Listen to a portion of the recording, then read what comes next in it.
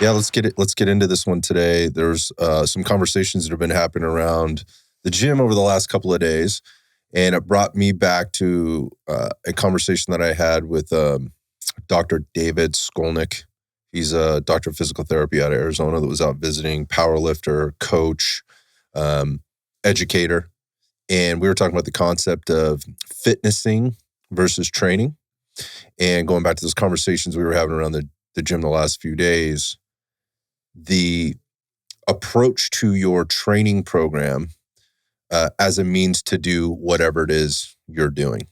And we have several athletes that sort of come in and out of the gym. We've got literally like a semi-professional Olympic level racquetball player, which is interesting. Yeah. Dude just medaled in the Pan Am Games in a couple different events, which is awesome. And then we have other folks that are into jiu-jitsu. We have some people that are pretty avid, like endurance athletes that get out there. And then, we have a lot of weekend warriors, people that are just running around kind of doing stuff. And then this last year, the last half of the year, quarter. Yeah, this pickleball thing. Pickleball, yeah. What is the deal with pickleball? Well, everyone and their grandma. Literally everyone and their grandma's playing. How did this happen? Does anybody know? I actually heard about it 4 years ago, right when it's in its infancy. Mm-hmm. I think it started with people who just didn't want to run as much as they in playing tennis. That's what I think. But I don't actually know the origin. Well, I can tell you this. when I was very small. I want a smaller court. My mom played pickleball. Oh. Yeah. What? Yep. Miss Karen? Yep. Miss Karen played pickleball. Wow. I had a buddy who had a pretty large piece of property sort of in the rural area out there south of us. They had a sport court with basketball hoop on it and a pickleball court. I had no idea what pickleball was, but I remember for a period of time there, my mom would go over and play pickleball with my buddy's mom, and then sometimes there would be some other moms, I think, that would go over there. I had no idea what it was. I had really no interest in playing with it, being out there all the time. I never played it. We either played basketball, it was the pool. They had a pool, so we played in the pool. But yeah, pickleball is not a new thing. That's why I was a little surprised when it kind of came back up. Yeah, I didn't know that. I thought it was a newer thing. I didn't know it was... But I'll tell you, you go to the park near our house, and I think I may have mentioned this before. There's literally 100 people out there spread across these courts, and another 100 people queued up or getting ready to play. And this is it's not sanctioned, organized pickleball. It's just people showing up to basically play pickup games. Organized chaos? Organized chaos, because you can see there's the ones that go out there that reserve their courts. Yeah. It's the at crazy 5:50, 6 o'clock in the morning. Yeah, it's the crazy lady, your dad, who's down at the pool at the resort at 5 a.m. waiting for the doors of the pool to open at 8 a.m. so he can throw 15 of the family's towels on the lounge chairs, that kind of thing. But anyhow, I digress on the pickleball thing. Just that people are getting outside and they're playing a little bit more, which I think is awesome. When I say playing, I literally mean playing. I think that's kind of where exercise got lost for a long time, is that we took the playing out of it and turned it into punishment. Yeah, punishment. It's a chore. Yeah. Flossing. It's you gotta do, and you're I don't always want to do. Oh, dental flossing? Dental flossing, yeah. not flossing. Yeah. But no, yeah, but for me, exercising was always fun, but it was always rooted in something, right? Soccer, baseball, football, wrestling, track and field. There was always something I was doing that I could apply the exercise to. Not when I was really little, I don't know, if I thought, and here's the other thing. I didn't think about running around out in the park playing flag football or going for a bike ride or a hike or whatever, playing in the woods as exercise. I looked at it as playing. We're going to go out and play. But somewhere along the line, people would turn playing into a chore, and that kind of made it into this exercise component. I know this is sort of semantics, but I think a lot of people look at it that way. But going back to pickleball, a lot of people are outside doing stuff. There's our weekend warriors that are outside doing stuff, whether it's riding their mountain bikes or the road bikes, hiking, skiing, snowboarding right now as we're doing this one in the winter. But I think the question comes up, are you exercising or are you training? And I think we could I think we should define that, kind of what those things are for the purposes of today's discussion, because again, I don't want to play semantics here, but if we were to find the difference between exercising and training, or maybe another way of looking at it, are you fitnessing or are you training? I don't know how we break that down. Well, when I think of training, I think that there's a specific goal in mind. There's a specific performance, adaptation, something that you're trying to achieve. It may not be a competitive goal necessarily, but there's some improvement that you're looking to find out of, right? Where fitnessing, maybe it's exercise, it's movement, maybe your heart rate's increasing, maybe you're improving some strength, or it's all good. All good things, but it's kind of it's that play, it's for fun, there's no structure, there's no progressive plan for it. So that's how I think about it. So yeah, I think I would agree. Yeah, I can get on board with that. Yeah, when I think about training, I think of practicing and practicing for something that's bigger than the thing that I'm doing ultimately. And that's kind of how my brain works just anyway. Like, what is the purpose of what I'm doing right now? And if I have a purpose or a why for doing that, then that leads to the intention of how I approach the thing every single time. I think you mentioned that word, maybe it was off air, just that word intention, and how important that is versus I know I need to do something, so I'm going to go out for a run today. Or I'm going to play pickleball. Ultimately, the goal, is probably to win, right? It's to score points and, defend and those kind of things. And not that you walk away counting all your wins and losses for today, but my head also works like that. Like, how many times did I win? So, where am I going to place that ball? Am I placing it just so the person on the other end of on the other side of the net can hit it back to me? No. I mean, if we're playing a game here and there's a winner and a loser, I'm gonna fucking win, right? So that's the intention. So again, going back to like fitnessing / exercising versus training, when I think of training, the next thing I think of, obviously with that intention, is skills building. Because I feel like anything that you're going to maybe compete in, or you're going to try to validate somewhere with a number or something on the clock, something like that, there are skills that go into this. And so all the skills that I build in my training program should equate to or drive to this bigger thing, whatever that is, and that is accomplishment of this particular goal. And I don't know that a lot of people kind of look at things that way, like in today's day and age. Some people do, and I think we can break this down. But, again, when people choose a mode of exercise or quote unquote fitness, why they choose it obviously is important, and then how they approach is really important in terms of what they reasonably expect to get accomplished. And there are some pitfalls in just choosing to exercise, but there's also some good stuff I think that comes out of that. Just as there are pitfalls with regard to training for something very specific and the things that can go on there. But I want to kind of focus it to the person that has chosen a method of exercise or a mode of exercise, and within there may even be some competition, but they're not doing anything else to train to get better in that competition outside of that specific mode of exercise or fitness. So without convoluting it or making it confusing, so here's some things I could bring to the table that I think people can kind of understand. So I think jiu-jitsu is one of those ones that people can relate to, because jiu-jitsu for people that practice that, it's life. They're doing that 4, 5, 6, even 7 days a week. Doesn't leave a lot of time left over to do other things, but they enjoy it that much, and it is like all consuming, right? When you go out there, and you can do jiu-jitsu for hours if you manage yourself. So, it tends to take up a lot of time, and there's a lot of energy expended there. And there's also a lot of brain power that goes into practicing the things to get better at the movement, at the particular technique. Yes, there are skills involved there, but it leaves some things off the table if that's all you're doing. So that'd be one. Other one would be like running, cycling, swimming. We could combine all those in like the case of like triathlon or whatever. And while those things do focus on some very specific things, they also leave a lot off the table. And then we can use the one like pickleball as an example. Something like that where you're maybe out, it could be basketball, something similar. People can relate to that. Like you're competing with other people. There's pickup games. I need very little equipment and to be able to do this. So I'm kind of out there doing stuff. Obviously, we could pick a lot of things, but those sort of came up. So we'll use those. The point of this is we see people kind of gravitating towards one thing or deciding they're going to do something. Like, I'm doing jiu-jitsu to get in shape. and they're also maybe approaching with, I'm also doing jiu-jitsu because I want to know how to handle myself better, just from maybe a self-defense perspective. I have a lot of thoughts on that, but my point being is like, hey, I want to be able to handle myself, and it's a good mode of fitness.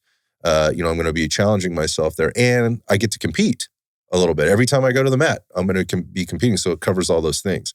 But again, it leaves a lot off the table in terms of, one, all the domains of fitness that exist there, which we can, touch on. But it also leaves a lot off the table just in terms of you becoming a better jiu-jitsu athlete on the mat if all you're doing is the jiu-jitsu. Mm-hmm. So again, are you fitnessing or are you training? Mm-hmm. And if you're training, what are you training to do? Because if you're training just to go to jiu-jitsu every day, well, cool. Then that's your goal. And I don't know if you really need to be doing anything else. But if your goal is to go to jiu-jitsu and win and continually move through the process and the journey of jiu-jitsu, which often includes going to tournaments, and it will, if you're moving up through the belt ranks and expect to get those higher belt ranks, you're going to need to compete. And I'll just throw this out there. If you've ever done that and competed on the mat, like at a high level, particularly at a tournament, not all purple belts are created equal, right? They're not all created equal. There are some very specific skill sets and abilities and capabilities that go into being the better athlete. And along with that, you also get exposed to a lot of things as an athlete, like as you move on in the ranks, particularly in that sport, the propensity for injury continues to increase. Now, some would say, well, actually, you're more likely to get hurt as a lower belt or sparring with somebody at a lower belt level because of what you don't know and what you're not prepared for. Not going to argue that. But the more you put yourself into these highly competitive environments, I think there's probably some data that suggests your propensity for injury or in the degree at which that injury happens could be much higher. Mm-hmm. I don't know. I'm not trying to bring data to this particular discussion today, but I'm just trying to put all the pieces together to kind of maybe roll down the path of what could people do to be better at their fitnessing, to be better at whatever they're doing, but also train smarter in order to and augment or enhance the training that they're doing in the chosen mode that they really love, whether that's riding their mountain bike to playing pickleball to, getting on the jiu-jitsu mat. So did I leave anything out? Maybe just in terms of laying the groundwork there? I mean, I know we'll dive more into it. I like what you just said, augment your training for what you're getting out of your activity sport with your training outside of it. So, you can even analyze, like maybe it's the triathlete, like there's these certain domains of fitness that you're getting in there. So you don't need to be in the gym training those domains of fitness because you are getting that in your sport or thing you enjoy doing. And you can even break that down into, biomechanics of what muscles am I working? What am I leaving out? All that kind of stuff. But I think your training, you start to think about is how do I augment my training so I don't waste time and I'm efficient in the gym because I want to be on the mat 5 days a week for multiple hours. So I'm going to get in the gym 1 or 2 days a week and I'm going to make sure I'm augmenting things that I feel like I either need improvement on, like I'm noticing lacking on the mat, or I just need that I feel is getting left out, even if I don't actually see a specific thing that I need to work on. Yeah, no, I think so. Here's a couple of things that generally come up if somebody is like just playing pickleball or basketball or just riding their bike or running or just going to jiu-jitsu. We tend to find that obviously, but I'll come back to my sort of this thought. I have these kind of streaming thoughts that are going through my head right now. But one of the things we see is a lot of repetitive use type things, a lot of repetitive use injuries, or just, let's just say, breakdowns. Or even just like chronic pain. Just a movement pattern, yeah. So some examples, right? Like, leave the jiu-jitsu thing out of it for a minute. I don't want to bias that one too much, but let's talk about like the pickleball thing. Let's look at like what are the necessary skills you need to have to go out and have a semi-competitive pickleball game where you can move around the court, right? And make a pickleball game actually happen as a quote-unquote athlete. Let's call it a user, because I see a lot of people out there that are definitely not athletes that are playing pickleball. It's quite amusing. Like they're having a great time. I'm not bashing them. I'm just going, wow, that is One way to get it done. That is something. Yeah, that is impressive. Well, what are some of the basic things we talk about, domains of fitness and skills that you have to have in order to compete or do your exercise, your mode of exercise of choice? And I think this is where I want people to maybe, as they're listening, go, okay, what have I chosen and what do I need to be able to do really well in order to be effective at this? Or what do I know I'm good at? And that lends to being good at this particular thing, on the court, mat, trail, road, whatever it is. So let's kind of break those down. I mean, we can talk about pickleball because that is something that's very, very specific. It's club sport, right? It's happening on a hard surface. Certainly there's some hand-eye coordination that goes into that, but what are some of the other things people need in order to be able to do that effectively and have longevity in it? What would you say? Well, the first thing that comes to mind, you mentioned having hand-eye coordination, but knowing how to use your body in space and where it is. So being able to move laterally, being able to move forward and backward, being able to rotate. I mean, those are all things that come to my mind right away. Yeah, so there's movement patterns, right? And which would be an obvious one. And there's a few different ways you can learn that. One is just by playing the sport, which I think is a really great way to learn how to do that stuff. And it is in fact, there's no better way to learn how to do that stuff initially than to just go play. Yeah. Right? To just get out and start moving and doing it. And you find out really fast what you may be good or not good at. Some people are conscious of this and some people aren't. And generally whether you're conscious or not, you will find that you'll overcompensate for the things that you're not very good at. So if you're not very good at running, let's say retro running or running backwards, you may be doing a little bit more turning and running, or you may be play a little bit more in the backcourt so that you don't get caught in a position where you have to get into your back pedal and move backwards in that court. That is going to catch up with you at some point. And then at some point you may be forced to move into that or go through that movement pattern. And then what happens. Maybe it's a little awkward. Maybe you make it happen and it works. Maybe you fall over. Maybe you trip and fall. Maybe you are unable to complete, that type of move and you fall down and you get hurt. I don't know. There's a lot of things that can happen there. The point being is one way to learn how to do this stuff is to just go do it. Yeah. However, as we get on in life, right, and we become sort of immobile, as kids, we kind of, actually, if you go back, this is a good place to maybe visit this. If you went back to when you were a kid or when you were an infant, dude, you were flexible as hell. Oh, yeah. Right? Like you could not just bend over and touch your toes, like you could wrap your, one of your legs and feet behind your head kind of thing.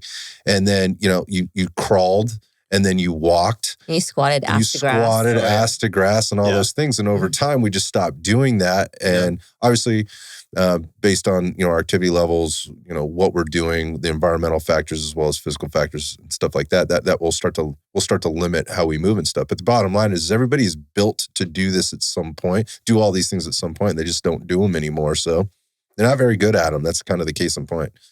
But getting out there and just moving around is one way to learn how to do it. But I think the point we're trying to make is what else could you be doing to enhance those movement patterns so that you are more effective on the court at getting the job done and being an efficient mover, preventing yourself from falling into any shitty movement patterns or potentially getting hurt. Well, I mean, I think the thing that keeps popping in my head is dynamic. Like there's stability around joints, whether it's the tissue firing or even connective tissue quality. There is like a neuromotor aspect of that. So your ability's brain to co-contract around joints to stabilize. So in a lateral movement, being able to stabilize your ankle. I mean, sprained ankles are huge in pickleball. Dynamic shoulder stability and being able to not just have good movement, but also be able to brace and stabilize a shoulder. And it is a racket sport. So there is that you can, some of that, you can learn on the court, but the strength around that, right? At the end of the day, you have to have strength and quality tissue has to be developed to properly stabilize the ankle, to properly stabilize the shoulder joint.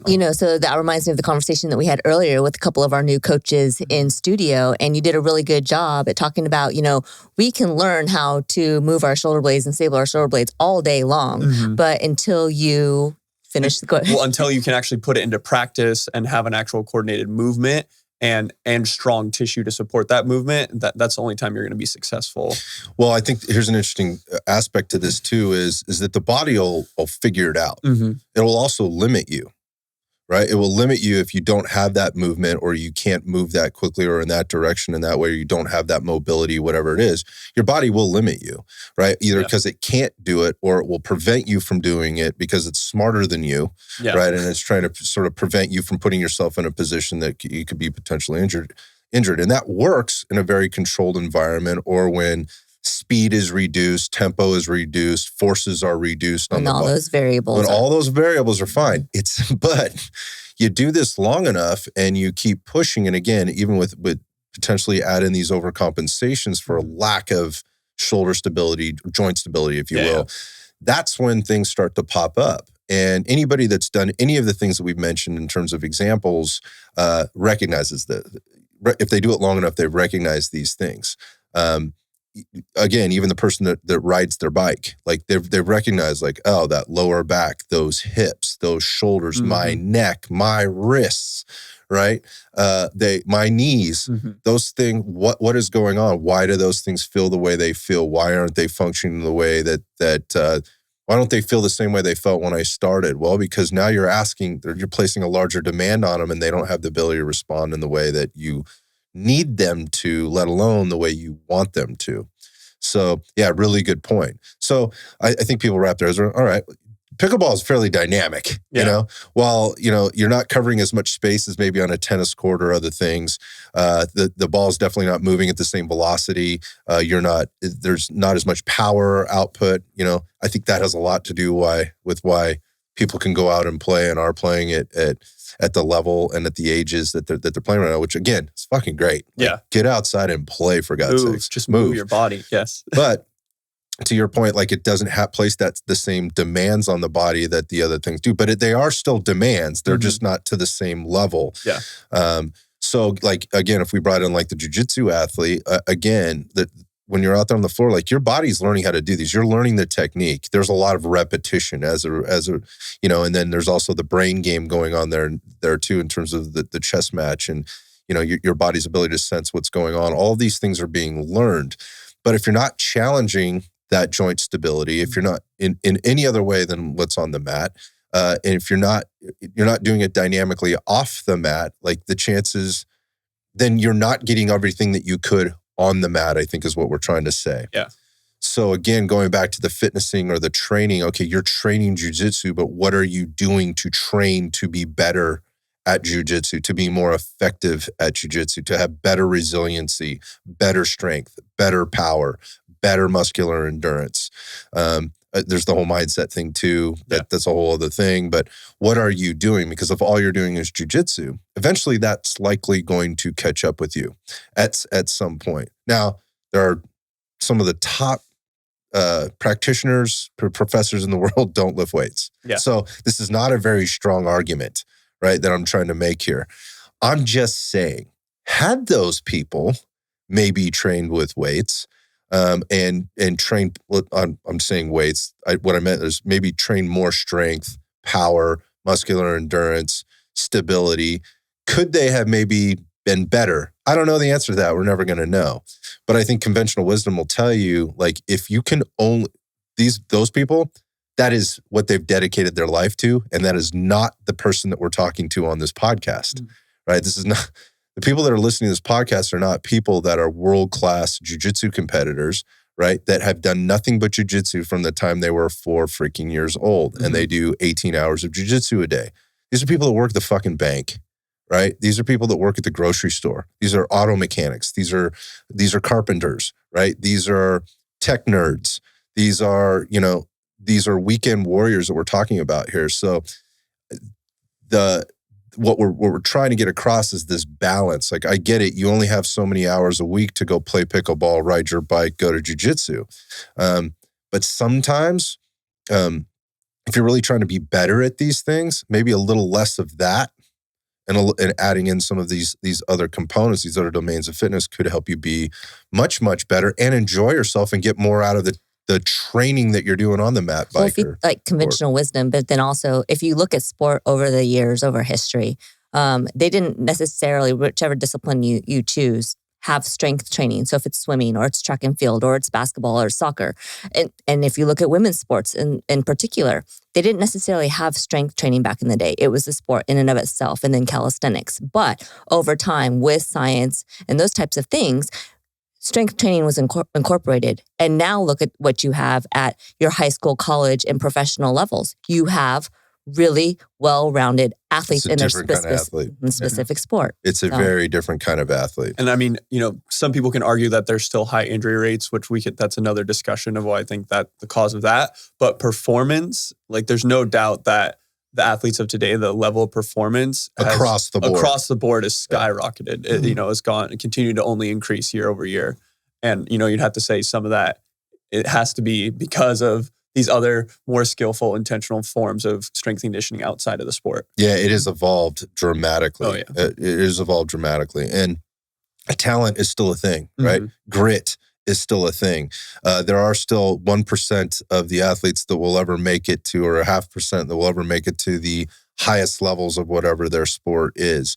And some of that has to do with genetics, luck, or maybe it's commitment and dedication. I think one of the examples got used on the show one time is like there's a reason why China has the world-class weightlifters and divers and things like that. But you don't see the back end of where these folks come from. There was 10,000 little kids that had to break to get the one, right? That goes to the Olympic Games and gets a gold medal on the gymnastics mat or on the weightlifting platform or something like that. And what were the factors that went into that to help that, to get that athlete there?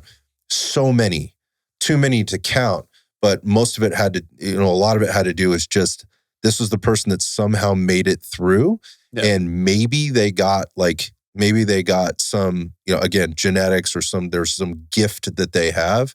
But a lot of times just has to do with how many reps they were actually able to put into it. And so if you had the ability to go rep out, 16 hours of pickleball a day, that sounds ridiculous. Yeah. But if you had to do that, then you'd likely be the best pickleball player in the world, right? Even if you had just a little bit of talent, right? But if you had a worthy adversary and you had people to practice against that, that could really challenge you and things like that, maybe you could be, a world-class pickleball player. I don't fucking know, right? But most people don't have that amount of time. Right. And during that time, if you're practicing 16 hours a day, damn, you're going to build some power, strength, endurance, and all the right things in order to get you where you need to go. But that doesn't take away I would be willing to bet that whenever we see the Olympic pickleball players, if that even exists, I don't know if this is. I don't think we're there yet. Well, it will be because there'll be money to be made on this. Yeah. I mean, think about that. Like, it's the fastest growing sport in the United States of America right now. People will pay to watch it, or they will watch it, and that means sponsors will pay to sponsor it. And watch, it'll find its way there if it's not already there for all you pickleball players, aspiring Olympic pickleball players. But the point of that is the best ones in the world over time will also be strength training, will also be handling these other modalities within their fitness program. We've watched every sport evolve that way, over time. And again, let's separate like the weekend warrior against the world-class athlete. I'm not saying that you're going to have the same amount of time or be able to dedicate the same or have the same resources or whatever else. What I am saying though is there has to be a balance in there somewhere if you want to continue to excel over the longer term. And let's just use our heads for a second. If I want to be the best athlete at whatever it is that I'm competing at some point, then things are going to have to be sacrificed, and maybe it's to do more training to work my way up through the ranks. And I think when you start doing some compares and contrasts, you're going to see that the better athlete is also the stronger, more powerful, more agile, more resilient, better equipped athlete. Yeah, at the end of the day. Well, I think I just wanted to go back to, one, being a competitive athlete or having that mindset of if we're playing a game, you want to win. But just going back to it's hard for the person who wants to be on the mat every day, or it's hard for the person who can only play basketball, 3 days a week and they love it and they want to play it all the time. But if every time you're on the court, one, you either lack in performance, it's low quality, or you're just in pain, chronic pain, things are always popping up.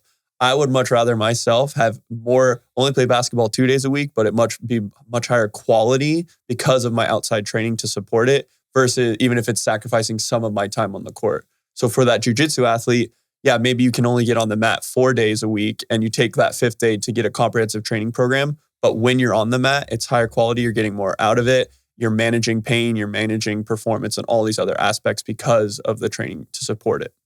Yeah, the thing that usually shuts down the jiu-jitsu athlete is the injury. Oh, yeah. Almost, it's 99.9% of the time. It's the knee, it's the shoulder, it's the back, something like that. It's something big. A broken foot, a broken hand doesn't stop these guys. They're just like, let's tape that shit up. We're going to go. I'll just let my sparring partner understand, this is what they're dealing with.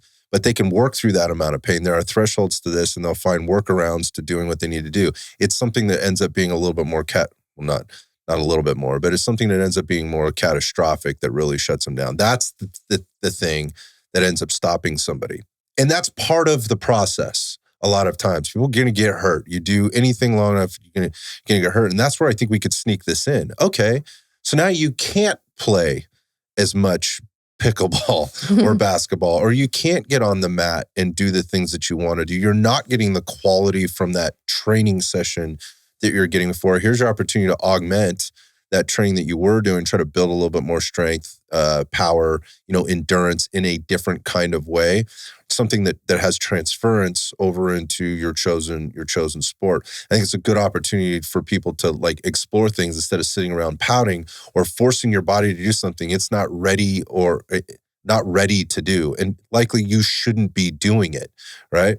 To step out of that and get into some other type of mode of training to enhance, let's just say, support recovery and enhance your performance over time, because both can be done at the same time. Mm-hmm. People would be surprised, one of the examples is Peyton Manning when he hurt his neck. He was with the Colts at the time. And he was basically out. He might have been with the Broncos. I can't remember now. But he was out a year. That was the first time he'd had ever had any downtime from football in his entire life, from childhood all the way through, high school, college, into the pros. He never had any downtime. I mean, he had an off season, but what's an off season for an NFL football player? It's some golf and recovering from all the shit that you were doing. And he had the best resources available to him, but he never actually really had downtime to be faced with. And it never really never really forced any change.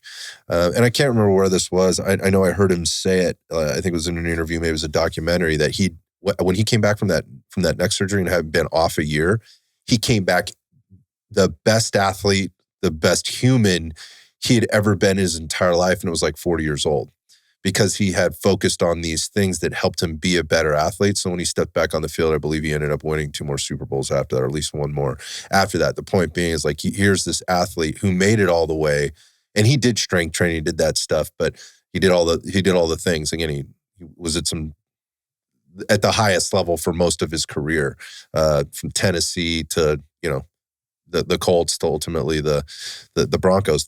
I guess the point I'm trying to make here is that in his downtime, he figured out what his body really needed, and it helped him come back bigger, faster, stronger than he had ever been, because he was able to apply these things. So there was less football in his life, which helped him be a better athlete to ultimately be a better football player for a longer period of time.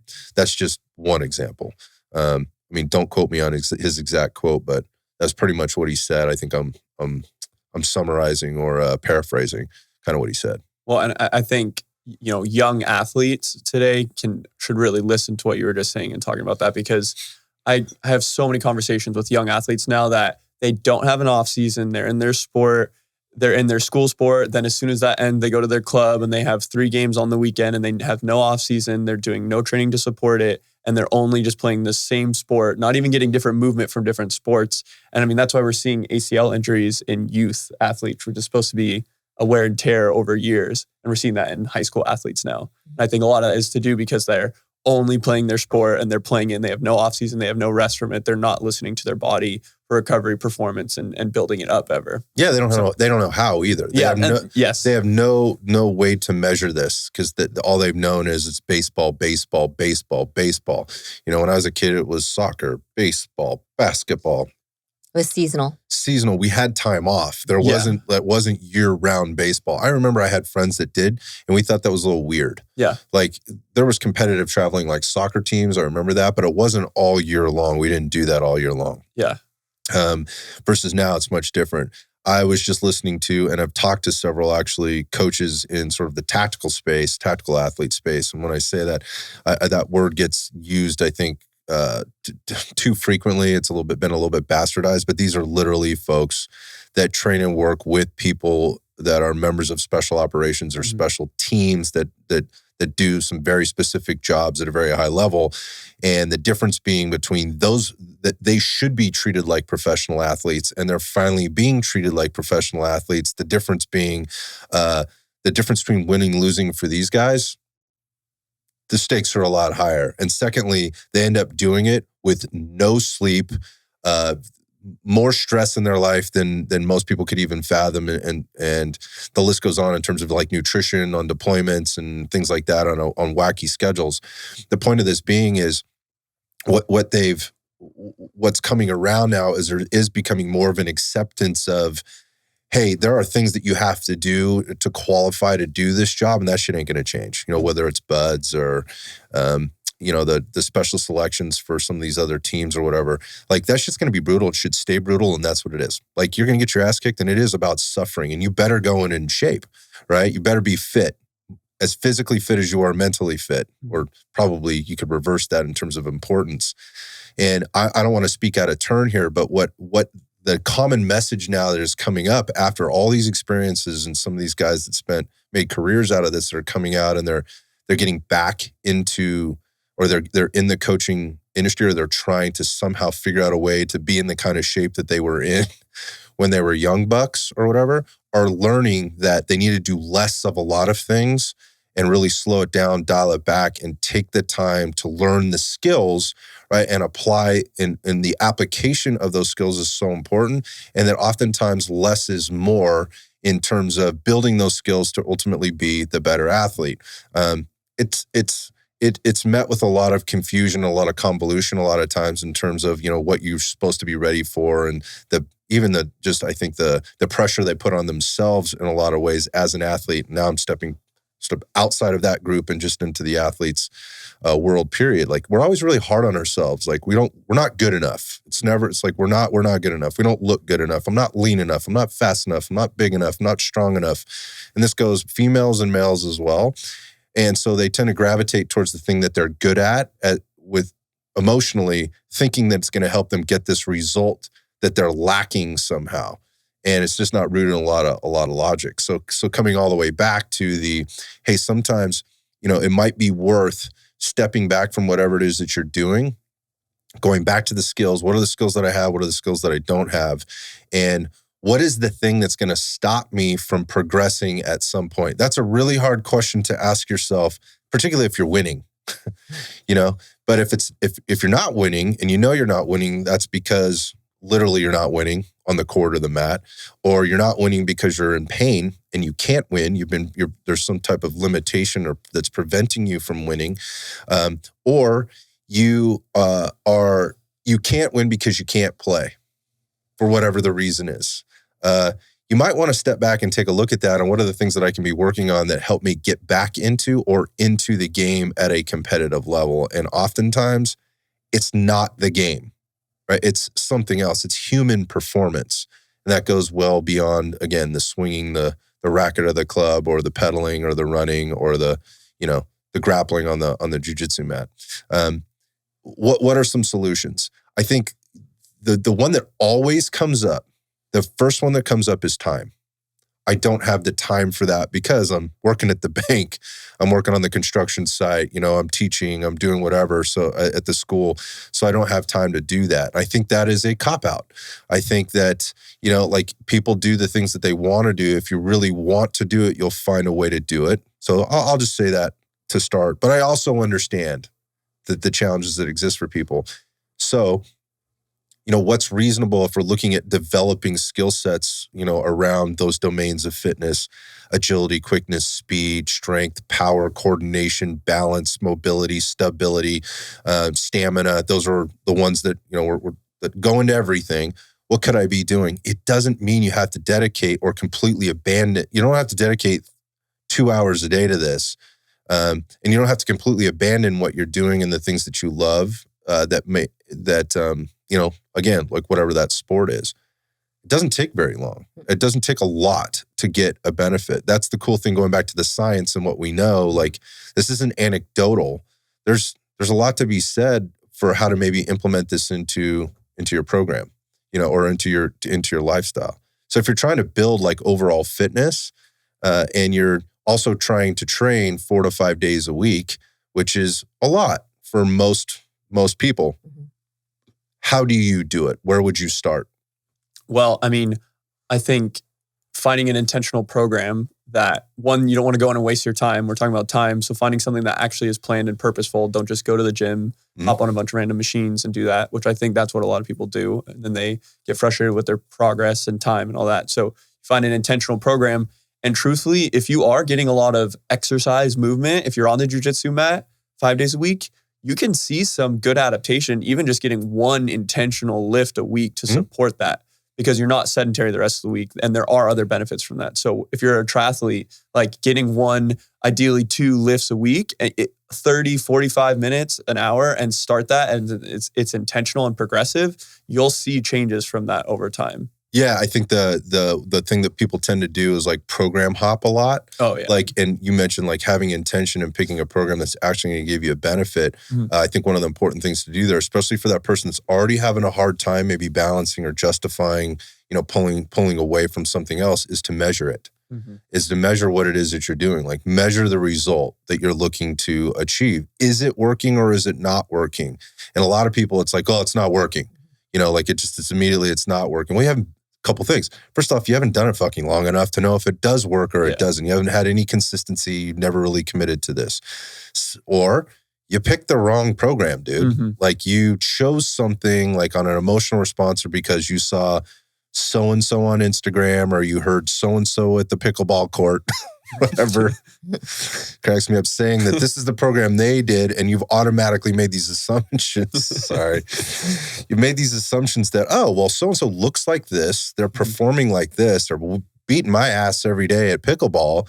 Like, that's the program I need for me. Yeah. Right? So that's another pitfall in terms of choosing something that's not intentional, that's emotional. That's rooted in zero logic whatsoever. Stop it.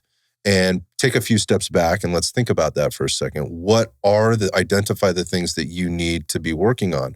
And again, something that's very basic, that does some very basic things that's not overcomplicated, can be very effective, at least for a while, to get you down that path, to understand like what works for you, what doesn't work for you, what you like, what you don't like, what's accessible, what isn't accessible. Those are all the things that need to be vetted out here before you make a commitment, or before you decide like what's the right thing or not. And sometimes that means getting a little frustrated and kind of like, oh shit, that didn't work. But you'll know it won't work. It's not working if you're dedicated and committed to it. And part of that process, I think, is doing some reasonable measurement. So I think that's a really good way of to start, is to think about 30, 45 minutes, a couple of times a week, doing something outside of whatever your modality, your chosen sport is, to enhance or augment what it is that you're doing. It's often something that's rooted in resistance training. Yeah. That can then you can then build on. That resistance training, if you're doing it well, trains movement, right? Yeah. Which then trains mobility, which also trains stability, which also trains endurance, which can help you increase range of motion. It can help you. It also trains endurance, muscular endurance, and which then also leads to what you were mentioning before, more of a quality session on the mat. When you do go, maybe you're decreasing your rest times. You're able to spar a little longer. You're able to go a little harder. You're able to spar with that person that's a little bit better than you now, because there is a strength, equalization. And I think most people, that have done that, particularly that sport for a while, like if you went purple belt for purple belt, right? Same amount of time on the mat, same school, this dude's 6 foot tall, 180. This dude's 6 foot tall, 180. The dude that has more power and strength, all things else equated, he's going to have a much easier time on the mat, generally speaking, right? Let's, again, all things equated. Jiu-jitsu is, like I said, a chess match. So I've been wrapped up by some 125 pounders before and, tapped out, kind of thing. But that's how the cookie crumbles when you're little, or when you're young. But my in this sport, my point being, like that power and strength component, all those things come from a really solid, strength training program. It does not have to be overcomplicated. You don't need $100,000 worth of equipment, right? A kettlebell, right? A couple sets of dumbbells, just a little space in your garage, maybe a squat rack and a bar. If you had a barbell, damn, you could get a lot done, little things like that. So I think that's another excuse people come up with is time. And then, I don't have all the equipment to do the fancy workout. None of this has to be fancy. It can be rooted in some really, really basic stuff. What else? Anything that we've kind of left off the table here in terms of making it, for somebody that's like, okay, I should probably start doing this just with regard to solutions? I think you made some really good points as far as finding an intentional program. It doesn't have to be, hours on end. It can be a short, duration of working out or frequency. And it doesn't have to be fancy. Yep. Like you just mentioned. So, a lot of the foundationals are basic movement patterns, so it doesn't have to be sexy. Yeah, I think one of the other things that prevents people is, well, I'm already spending $175 a month at the jiu-jitsu school, or like I don't know. I don't know. Hey, I'm just making this up. My pickleball membership is $75. There's a facility near here, and it's expensive. I'm sure it is. Yeah, really? The old Fry's got turned into a giant pickleball, and it's expensive. So. Like I said, well, there's the demand. There's going to be money for that. So that thing often comes up like, well, I'm already spending this much money here, and I'm spending that much money there. I get it. So where's a low barrier of entry for you to get into it? I'm not suggesting you go to Dick's Sporting Goods or whatever and buy kettlebells and a dumbbell, and whatever. That's not rooted in logic either, right? Just don't do that. It's like going to Target and buying fitness equipment. Like, stop it. Like, think about this for a second. Before you do that, you need to be thinking about your programming to understand what equipment you may or may not need and where that does or doesn't fit in for you. Here's the shameless plug. Get yourself into a program that has a low barrier of entry and gives you some flexibility and some autonomy to do the things you need to do. Something that maybe you don't have to show up at a particular time and place, so that you can balance around life, work, and the other workouts that you're trying to do. So many online programs out there. We have our own, right? Our online membership has 7 different programs in it, and stuff that specifically focus to ability levels based on where you are in your fitness journey, life, things like that, like total body conditioning up to fit for action. There's a definite difference between those two in terms of the application of exercise, also your commitment to that exercise, things like that. But your fitness, health, ability levels, also comfort levels. There's endurance stuff in there. There's mobility stuff in there. There's cardiovascular stuff in there. There's HIIT training in there. There's all these things that you could choose to augment your program. Like if like I need a little bit more gas in the tank, well, maybe there's the oxygen uptake piece. Maybe it's more cardiovascular, like cardiovascular training, low zone 2, zone 3 stuff. We have that. Or maybe it's more high intensity stuff like HIIT training, right? Like the oxygen utilization piece. All right. Well, we have that too. So the point of that being is it's very low barrier of entry, right? In terms of dollars per month for you to get into it. And it's free to freaking start. So you can you don't have to put a credit card down on file. Yeah, that's a big thing. All the plugs. So if you want to see what some of that stuff is, it's super easy. Go to rdftrainonline.com, choose the online membership option. There's a 1-week free trial, which basically is sort of some samples of each, or not of every single program, but of most of them. So you can kind of see and feel. It's kind of a show and tell.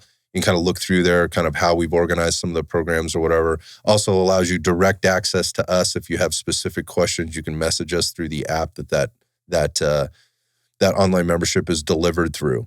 But it's just a really good, and that's why we put it together for people that, regardless of where you are on the planet, right, and what you may be doing, you can take it with you on the road. You could easily implement it. Again, it doesn't cost a ton of money. It is an investment because we do believe there's some value in that. And part of that value is, again, getting access to the staff here. So if there's questions about, hey, this is what I'm doing, I'm not sure how to implement this, could I cut this 4-day-a-week program down into 2? If I did, what would I do? That's what we're here for. So again, rdftrainonline.com, go to the online membership and hit that 1-week free trial. Did we leave anything out? Anything we want to leave anybody with before we kill it for this episode? I mean, get out, move, play your sports, have fun. Don't be inside all day. But do this type of training and things to support it, and you're gonna win all those pickleball matches when you get Winning's important. And winning's important. Go win. Yeah.